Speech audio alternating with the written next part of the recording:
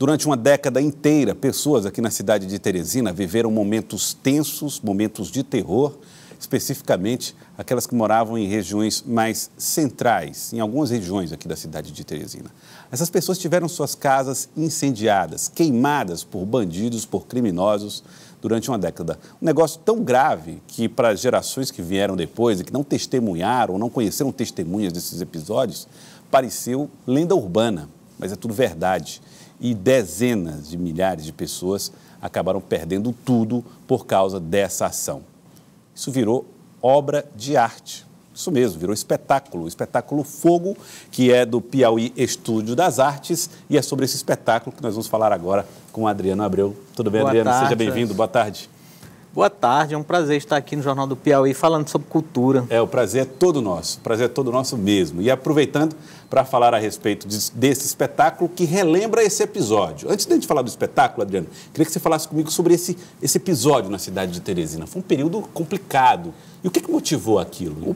Esse período que começa na década de 40, no período do Estado Novo, né, na ditadura Vargas, ele se estende durante toda a década de 40, 50 e chega até a década de 60, 70, com menos intensidade.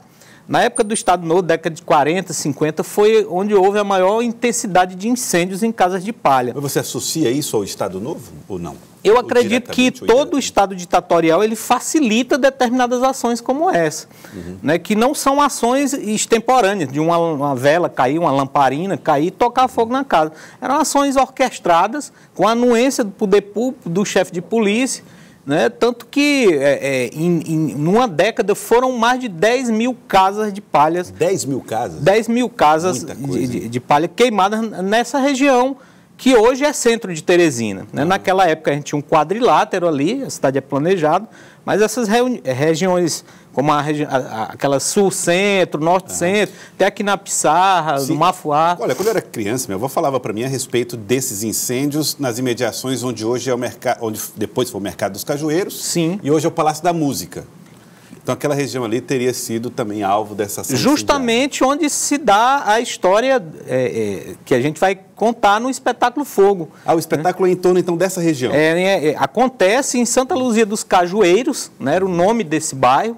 Naquela época, década de 40, 50, era um dos bairros mais pobres e miseráveis da cidade de Teresina, eminentemente de casas de palha. E a personagem principal, que chama Lucinha, personagem principal do conto do Vitor Gonçalves Neto, que era jornalista também, né? Ela reside nessa localidade, que hoje é ali uma região nobre ali do centro, Santa Luzia, Palácio da Música. Agora, no conto do Vitor, ele traz a Lucinha como personagem que se espanta, né? Que se impacta com aquele fogo ali no começo da narrativa dele. Vocês decidiram, então, trazer essa personagem fazendo uma direta ligação com o conto? É do conto que nasce o espetáculo? É do conto que nasce o espetáculo. E todas as ações que acontecem no espetáculo, elas derivam da ideia inicial dessa pessoa, desse escritor, o Vitor Gonçalves Neto. É importante dizer que muita gente falou. Inclusive tem teses de mestrado, de doutorado, falando sobre esses incêndios nas casas de palha. Você dirige o espetáculo? Sim, eu sou o diretor do espetáculo. Mas são visões que, na nossa opinião, não chegam a superar a obra de ficção do Vitor Gonçalves Neto. Então, a Lucinha é o personagem principal dele, ele retira ela de um determinado ponto, porque ela era uma moça de classe média, que estudava no Colégio das Irmãs, inclusive, casa com um rapaz pobre e vai expulsa de casa, por problemas familiares, e vai morar com o marido dela em Santa Luzia dos Cajueiros. Bom, só para situar as pessoas, essa aí é uma obra de ficção, né? É uma obra de ficção. Mas é o fio condutor para discutir um fato que aconteceu na cidade de ele era escritor e era jornalista, então ele deve possivelmente ter coberto milhares de situações como essa, né? De incêndios, ele devia conhecer bastante essa realidade. Ele viveu isso, né? Ele foi um jornalista muito atuante e um escritor muito atuante. Né? Com um certo tempo ele deixa Teresina, ele é piauiense, mas ele deixa Teresina e vai morar em Caxias. Inclusive hoje o filho dele vai estar aqui, né? Vem de Caxias, os parentes dele estarão para ver o espetáculo. Para ver o espetáculo. Olha, pessoalmente tive a oportunidade de conversar com algumas pessoas que viveram a época já como jornalista e é impressionante, Adriano, como pessoas que hoje já não estão vivas mais, no começo da minha história como jornalista, elas tinham medo de se referir a esse assunto. Nos anos 90. Isso é impressionante. É um legado terrível da cidade de Teresina que foi escondido, colocado literalmente para debaixo do tapete. Muita gente morreu, né? Muita gente foi hospitalizada, muita gente perdeu tudo, muita gente foi embora. Os que escaparam, pouquíssima gente ficou morando nessas localidades, outros foram para uma periferia muito mais distante. Né? São situações fundiárias na cidade de Teresina que ainda hoje acontecem. Você vê que existem conflitos fundiários na Zona Norte, na região do Lagoas do Norte, né? na Avenida Boa Esperança. Se não, né? com esse grau de violência. Mas... Obviamente não é esse grau de violência, onde as pessoas simplesmente chegavam e tocavam fogo nas casas.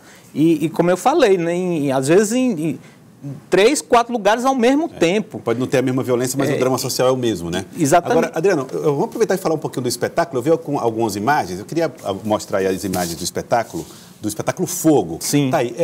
Bom, ele acontece num cenário, num palco 180 graus? A gente fez ele num espetáculo em uma arena. Né? O espetáculo ele é todo feito artesanalmente, a gente quis retratar isso. Né? E onde acontecem essas ações do conto propriamente dito e onde a gente fala de algumas situações referentes à própria questão do fogo, né? Do elemento mítico do fogo, da criação mítica do fogo, né? Da Inquisição. A gente vai traçando paralelos com outras situações na história da humanidade onde aconteceu essa tragédia. Inclusive uma questão dessa, né? Desses inseridos nas cartas de palha, em qualquer lugar do mundo isso viraria assim, um épico.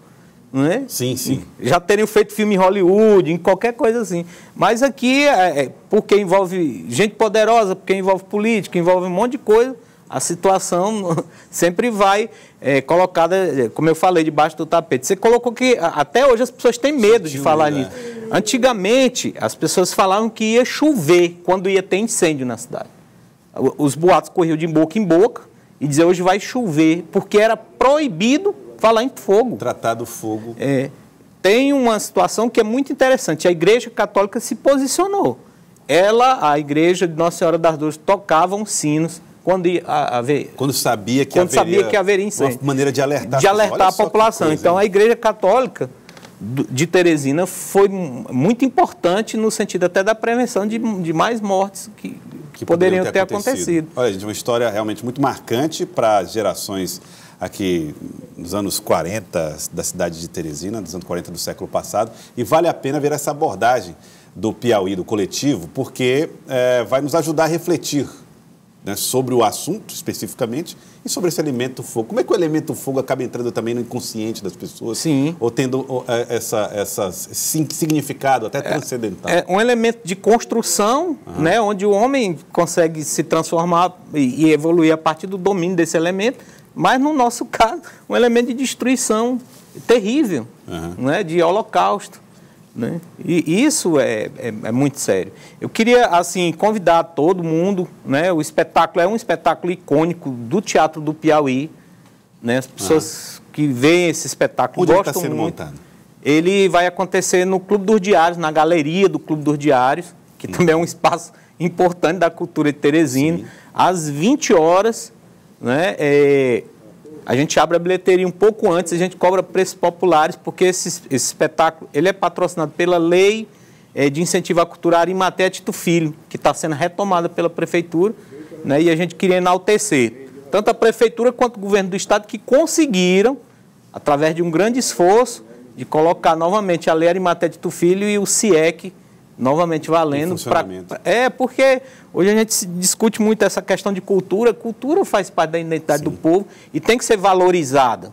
Né? Então, o Estado e a Prefeitura, ao condicionar essa lei, ao abrir essa lei, a reestruturar essas leis, né, eles dão a oportunidade para que os produtores culturais possam desenvolver suas atividades com maior tranquilidade. Muito bom, muito bom. Vai ser então lá no Clube dos Diários, então, às 20 horas. A partir das 20 horas. Sim, a gente convida todo mundo, são limitados, porque é um espaço de arena. Em arena, né? Não tem arquibancada, são cadeiras, então são limitados. Ontem praticamente lotou e a gente acredita que hoje, sexta-feira, né?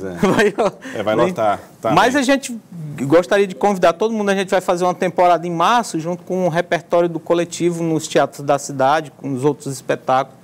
Né? Então, Tá legal. Mas a galera a gente convida todo mundo que a gente dá um jeitinho lá, a gente Adriano, coloca cadeiras fazer aí. uma sugestão. Não teria como montá-lo lá no Palácio da Música para ficar mais perto de onde os fatos aconteceram? E fica a sugestão para uma próxima temporada. Vai depender do andamento do Abiel aí, do pessoal da fundação, onde chamarem a gente para mostrar o trabalho.